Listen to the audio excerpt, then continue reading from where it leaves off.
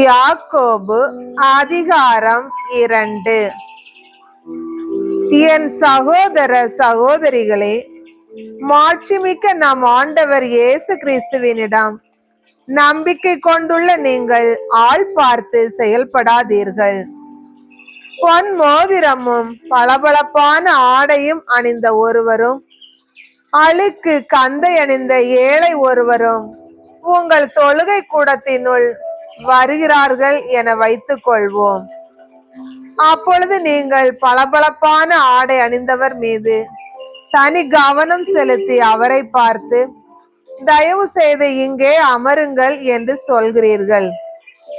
ஏழையிடமோ அங்கே போய் நில் என்றோ அல்லது என் கால் பக்கம் தரையில் உட்கார் என்றோ சொல்கிறீர்கள்.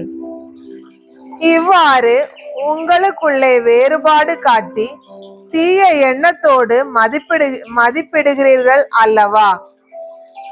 என் அன்பார்ந்த சகோதர சகோதரிகளே, நான் சொல்வதை கேளுங்கள். உலகின் பார்வையில் ஏழைகளாய் இருப்பவர்களை நம்பிக்கையில் செல்வர்களாகவும் தம் மீது அன்பு செலுத்துபவருக்கு வாக்களிக்கப்பட்ட அரசை உரிமை பெயராக பெறுபவர்களாகவும் கடவுள் தேர்ந்து கொள்ளவில்லையா? நீங்களோ ஏழைகளை அவமதிக்கிறீர்கள். உங்களை கொடுமைப்படுத்தி நீதிமன்றத்துக்கு இழுத்து செல்வோர் யார்? செல்வர் அல்லவா? கடவுள் உங்களுக்கு கொடுத்துள்ள நற்பெயரை பழிப்பவர்களும் அவர்கள் அல்லவா? உன் மீது நீ அன்பு கூறுவது போல் உனக்கு அடுத்திருப்பவர் மீதும் அன்பு கூர்வாயாக எனும் இறையாட்சியின் சட்டம் மறைநூலில் உள்ளது. இதை நீங்கள் கடைபிடித்தால் நல்லது. மாறாக நீங்கள் ஆள் பார்த்து செயல்பட்டால் நீங்கள் செய்வது பாவம். நீங்கள் குற்றவாளிகள் என அச்சட்டமே உங்களுக்கு தீர்ப்பளிக்கும். ஒருவர் சட்டம் ஒன்றில் மட்டும் தவறினாலும் அவர் அனைத்தையும் மீறிய குற்றத்துக்கு உள்ளாவார். ஏனெனில் விபசாரம் செய்யாதே என்று கூறியவர் கொலை செய்யாதே என்றும் கூறியுள்ளார். நீங்கள் விபசாரம் செய்யாவிட்டாலும் கொலை செய்வீர்கள் என்றால் சட்டத்தை மீறியவர்கள் ஆவீர்கள். விடுதலை அளிக்கும் சட்டத்தின் தீர்ப்புக்கு உட்பட வேண்டியவர்களுக்கு ஏற்றதாய் உங்கள் பேச்சும் நடத்தையும் அமைதல் வேண்டும். ஏனெனில் இரக்கம் காட்டாதோரும் இரக்கமற்ற தீர்ப்புதான் கிடைக்கும். ஏனெனில் இரக்கம் காட்டாதோருக்கு இரக்கமற்ற தீர்ப்புதான் கிடைக்கும். இரக்கமே தீர்ப்பை வெல்லும்.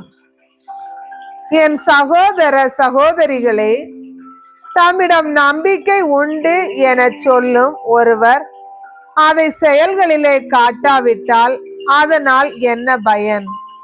அந்த நம்பிக்கை அவரை மீட்க முடியுமா?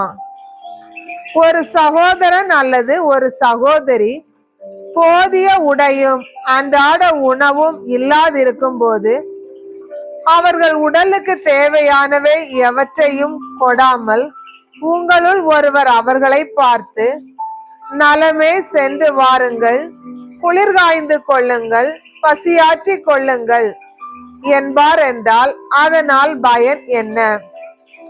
அதை போலவே நம்பிக்கையும் செயல் வடிவம் பெறாவிட்டால் தன்னிலே உயிரற்றதாய் இருக்கும்.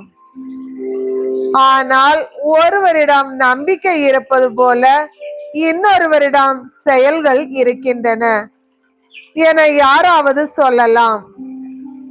அதற்கு என் பதில், செயல்கள் இன்றி எவ்வாறு நம்பிக்கை கொண்டிருக்க முடியும் என காட்டுங்கள். நானோ என் செயல்களின் அடிப்படையில் நான் கொண்டுள்ள நம்பிக்கையை உங்களுக்கு காட்டுகிறேன். கடவுள் ஒருவரே என்பதை நீங்கள் நம்புகிறீர்கள், நல்லதுதான். பேய்களும் கூட அவ்வாறு நம்பி அச்சத்தால் நடுங்குகின்றன. அறிவிலிகளே, செயலற்ற நம்பிக்கை பயனற்றது என நான் எடுத்து காட்ட வேண்டுமா? நாம் மூதாதையாகிய ஆபிரகாமை பாருங்கள். தம் மகன் ஈசாக்கை பீடத்தின் மேல் பலி கொடுத்த போது அவர் செய்த செயல்களினால் அல்லவோ கடவுளுக்கு ஏற்புடையவரானார். அவரது நம்பிக்கையும் செயல்களும் இணைந்து செயல்பட்டன என்றும் செயல்கள் நம்பிக்கையை நிறைவு பெற செய்தன என்றும் இதிலிருந்து புலப்படுகிறது அல்லவா? ஆபிரகாம் ஆண்டவர் மீது நம்பிக்கை கொண்டார். அதை ஆண்டவர் அவருக்கு நீதியாக கருதினார் என்னும் மறைநூல் வாக்கு இவ்வாறு நிறைவேறியது.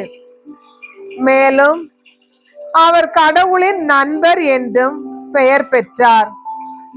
எனவே மனிதர் நம்பிக்கையினால் மட்டுமல்ல செயல்களினாலும் கடவுளுக்கு ஏற்புடையவர் ஆகின்றனர் என தெரிகிறது.